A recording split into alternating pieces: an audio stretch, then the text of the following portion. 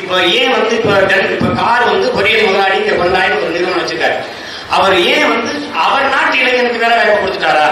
இல்ல. ஏன் இங்க வர்றாங்கன்னா இங்க மனித உழைப்பு மலிவா கிடைக்குது. நிலத்தடி நீரை எவ்வளவு நாள் உறிஞ்சிக்கலாம். மின்சாரம் தடையற்று கிடைக்குது. இரண்டாவது இறக்குமதி வரி, இறக்குமதி வரி, சாலை வரி, உற்பத்தி வரி, எந்த வரியும் கிடையாது. அப்ப இவ்வளவு சலுகைகள் இருக்கு பாருங்க. விளைநிலங்களை எவ்வளவு வேணாலும் அரசு பறிச்சு கொடுக்குது. அதனால இதுதான் அடிப்படை கட்டமைப்பு நம்ம அரசு இன்ஃப்ராஸ்ட்ரக்சர். இதுல ஒரு டன் எடையுள்ள காரை உற்பத்தி செய்ய 4 லட்சம் லிட்டர் தண்ணீரை குடிக்குது அந்த காரு.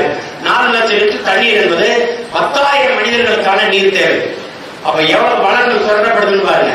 அதனால நம்ம அந்த மாதிரி தொழிற்சாலைகளை காரை நான் இறக்குமதி செய்து கொள்கிறேன், சோறை ஏற்றுமதி செய்து கொள்கிறேன். நீங்க என்ன பண்றீங்க? காரை ஏற்றுமதி செஞ்சுட்டு வெங்காயம் பருப்பை இறக்குமதி செய்றீங்க. 130 கோடி மக்களை வச்சிருக்கிற நீங்க வெங்காயம் பருப்பை இறக்குமதி செஞ்சீங்கன்னா எவ்வளவு பெரிய உணவு பஞ்சத்தை எதிர்நோக்குவீங்கன்னு பாருங்க. நான் உன் ஓட்டுக்கான ஆளே கிடையாது. என் நாட்டுக்கான ஆள், என் மக்களுக்கான ஆள், என் இனத்திற்கான ஆள். ஒரு நாள் வெல்லுவோம்.